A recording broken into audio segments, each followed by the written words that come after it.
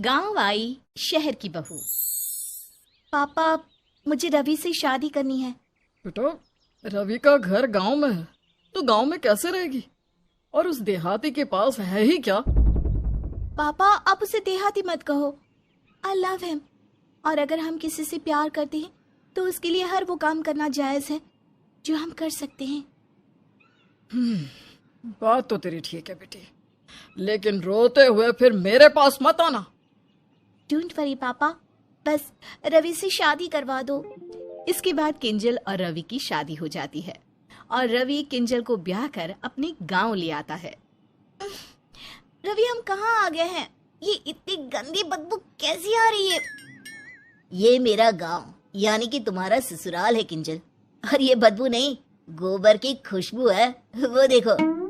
तभी किंजल देखती है कि एक औरत गाय का गोबर अपने हाथों से उठा रही थी। यक! गाय की पॉटी को हाथ से कौन छूता है? तुम्हारे गांव के लोग कितने गंदे हैं। कार आगे बढ़ती है और एक कच्चे घर के सामने जाकर रुकती है। कार यहाँ क्यों रुक गई? यही तो तुम्हारा ससुराल है किंजल। चलो उतरो, अब घर के अंदर चलते हैं। फिर जैसे ही किंजल कार से उतरती है उसका पैर कीचड़ में पड़ता है और उसकी हिल्स पूरी तरह गंदी हो जाती है। छी, मेरा पैर! यक! रवि डार्लिंग, ये क्या है? पूरे 20,000 की सैंडल थी ये। 20,000 की सैंडल? अब तो 20 रुपए की भी नहीं रही। Shut up! Shut up! अम्मा देखो ना, ये भाभी क्या कह रही है। अपने घर में तो कोनो शटर ही ना है। रवि, कौन है ये बदतमीज लड़की? मेरे 20,000 के सैंडल का मजाक बना रही है। चुप रहो, मेरी बहन है। आओ आओ बहुरिया, नए ससुराल में तुम्हारा स्वागत है। माफ करना, ये तुम्हारी ननद थोड़ी सी पगलेट है। कोई बात नहीं मम्मी जी। फिर सास धूमधाम से बहू का गृह प्रवेश करती है और सारी रस्में पूरी करती है। वहीं अगले दिन, बहू जल्दी से तैयार हो जा, आज तेरी मुंह दिखाई है। जी माँ जी, बस तैयार हो ही गई हूँ। थोड़ी देर बाद जब बहू बाहर आती है तो सभी उसे देखकर हैरान हो जाते हैं। रोमा बहन, बहू की मुंह दिखाई है या टांग दिखाई?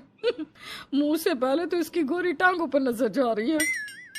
सही कह रही हो बहन, पहले पता होता कि टांग दिखाई है तो टांगों को ढकने के लिए तोहफा लाते। खैर, अब मुंह दिखाई हो या कुछ और, सभी तो दिख रहा है। जितनी गोरी इसकी टांगे है ना, तुम तीनों को मिलाकर भी इतना गोरा तुम्हारा मुंह नहीं है। जिस काम के लिए बुलाया है वो करो। बड़ी आई मेरी बहू का मजाक बनाने वाली। बहू, दर्जी ने गलती से कपड़ों का नाप कम ले लिया होगा, है ना? इसीलिए कपड़े ऐसे हैं। खैर कोई ना, मैं चुनरी से तेरा सर ढक देती हूँ, कल से तू साड़ी ही पहनना है। जिसके बाद सभी मुंह दिखाई की रस्म पूरी करते हैं और कुछ देर बाद सभी अपने घर चले जाते हैं। अगले दिन, बहू तो कौन से दर्जी से कपड़े सिलवाती है? तेरे सारे कपड़ों का गलत नाप लिया है उसने। अरे इससे बड़े कपड़े तो हमारे यहाँ सुबुनी पहनती है। ये सुबुनी कौन है माँ जी? अरे परसों हमारे गाय ने बच्चा दिया है ना, वो। इतना सुनते ही किंजल दिल मिला जाती है। पहली बात तो ये डिजाइनर कपड़े हैं, इसे कोई दर्जी नहीं सिलता। It's fashion. और आज के बाद मेरी तुलना किसी गाय के बच्चे से मत करिएगा। तो पता नहीं बहुरानी बुरा क्यों मान गई। सच्ची तो कहा है हमने। दोपहर में रीना उपले बना रही होती है। छी रीना, तुम ये गाय की पॉटी हाथ में लेकर क्या कर रही हो? भाभी, ये गाय की पॉटी नहीं, गोबर है।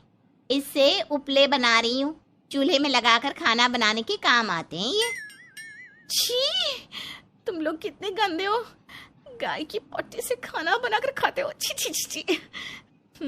मैं तो नहीं खाने वाली ऐसा खाना। और क्या क्या करते हो तुम लोग? इस गांव के लोग तो नमूने हैं एकदम। गाय की पॉटी खाते हैं, घर में लगाते हैं और पता नहीं क्या क्या करते होंगे। अरे बहू, तू ये क्या बकवास किए जा रही है? तुझे पता भी है कि तू क्या बोल रही है? गाय हमारी माता है और यही हमारा सबसे बड़ा धन है। हम गाय के बारे में एक लफ्ज और नहीं सुन सकते। गाय तुम्हारी माता है, इसके सिवा यहाँ किसी को कुछ नहीं आता है। ये गांव और गांव के गवार लोग। फिर किंजल वहां से तिल मिलाकर चली जाती है। अगले दिन, रवि डार्लिंग, देखो ना मेरी हिल्स जाने कहाँ गायब हो गई, कहीं मिल ही नहीं रही। देखो जान, यहीं कहीं होगी। हाँ, तुमने तो मुझे बीघे भर की कोठी में लाकर रखा है ना, कि मेरी हिल्स घर में ढूंढने से मिलेगी ही नहीं। 2 कमरे की झोपड़ी है, उसमें से एक कमरे में तो जानवर बांधे हैं। फिर कहाँ चली गई तुम्हारी हिल्स? तभी सास वहां आती है। नाई की बहुरिया, बहुत बहुत थैंक थैंक यू? नहीं, वो थैंक यू होता है। वैसे आप मुझे थैंक्स क्यों कह रही हो? अरे आपने रज्जो है ना, रज्जो। अरे वही गाय हमरी, उसकी बच्चिया बार बार खूंटे से भाग जाती थी। हाँ, तो उसमें मैंने क्या किया? अरे तुम जो खूंटी बांध कर घूमती थी ना, हमने उसी में बांध दिया उसको। अब मजाल है वो भाग जाए, बंदी पड़ी है उसमें। इसीलिए हम तुमका थांकू बोले। देहाती गवार हो आप, एक नंबर की। पता भी है 20,000 की हिल्स थी वो। तुम हमको देहाती गवार बोली? अंग्रेजी चिड़िया, अंग्रेज की बेटी। तुमको तो हम अभी बताते हैं। फिर दोनों सास बहू में तू मैं छिड़ जाती है और दोनों में बहुत झगड़े होते हैं। अरे बस करो आप दोनों, कुत्ता बिल्ली की तरह लड़े जा रही हो। अरे बेटवा, वो कुत्ता बिल्ली नहीं, टॉम और जेरी होता है। हाँ, क्या बात है, मेरी देहाती सास को इतना तो पता है। अरे तुमने हमको फिर से देहाती कहा है। जिसके बाद फिर दोनों में झगड़ा हो जाता है और रवि जैसे तैसे दोनों को शांत करवाता है। रात के वक्त कमरे में, रवि मैं यहाँ नहीं रह सकती यार, एक तो 2 कमरे की झोपड़ी, ऊपर से कोई सुख सुविधा नहीं है यहाँ पर। मायके में रानी बनकर रहती थी, यहाँ तो नौकरानी जितनी बेइज्जत नहीं है, और यहाँ के लोग कितनी गंदगी से रहते हैं। किंजल, गांव के बारे में कुछ भी मत बोलो। मैं भी यहीं पला बड़ा हूँ, और तुम्हें तो पहले से ही पता था कि मैं गांव में ही रहता हूँ। तब तो तुम्हें कोई दिक्कत नहीं थी। तुम ही कहती थी कि प्यार के लिए मैं एडजस्ट कर लूंगी। अब क्या हो गया? तुम क्या कहना चाहते हो रवि, कि मेरी चॉइस गलत है? बिल्कुल नहीं, मैं कभी गलत नहीं हो सकती। तो क्या मैं गलत हूँ? हाँ, तुम ही गलत हो। इतनी गंदी जगह लाके रख दिया है मुझे। अरे ये इंसानों के रहने लायक जगह भी है क्या भला? ऊपर से तुम्हारे देहाती घर वाले हिल्स को खूंटा समझकर गाय के बच्चे को बांध दिया। मेरे कपड़ों की तुलना उस गाय के बच्चे से करते हैं। सही तो कहते हैं, गांव में ऐसे कपड़े नहीं पहने जाते। यहाँ रहना है तो यहाँ के तौर तरीके से ही रहना होगा। जिसके बाद दोनों में बहुत झगड़ा होता है और दोनों एक दूसरे से बात तक नहीं करते। अगली सुबह, माँ जी, ये लोग लोटा लेकर कहाँ जा रहे हैं? झाड़े। यू मीन टू से टॉयलेट? हाँ बहुरिया, वो का है ना, हमारे गांव में शौचालय नहीं है, इसलिए सब खेतों में ही जाते हैं। अब तू भी जल्दी चल, वरना उजाला हो गया तो जगह नहीं मिलेगी। मैं ऐसे खुले में नहीं जा सकती, घर में बाथरूम बनवाओ। बेशरम लड़की, अरे घर में तुलसी होता है, घर में कैसे शौचालय बनेगा? है वहीं खुले में शौच और घर में बाथरूम बनाने को लेकर एक बार फिर दोनों सास बहू में छिड़ जाती है जंग, और घर में आए दिन किसी न किसी बात पर कलेश होना आम बात हो गई थी। कभी पति पत्नी में झगड़ा होता तो कभी सास बहू और ननद में, जिससे रवि बहुत ही ज्यादा परेशान हो जाता है। कई मामलों में बीवी सही होती थी तो कई मामलों में घर वाले। अब रवि को ये समझ में नहीं आ रहा था कि वो दोनों को समझाए तो कैसे समझाए।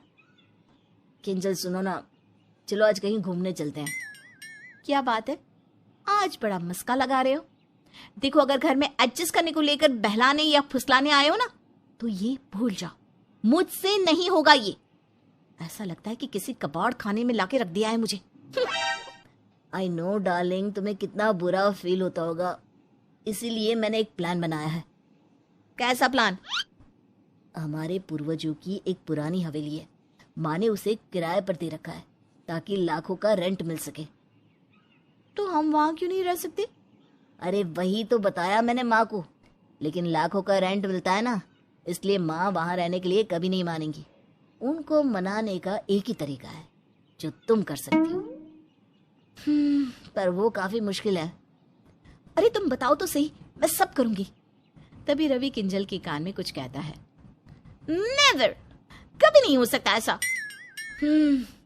तो रानी बनकर महलों में रहने का सपना सपना ही समझो।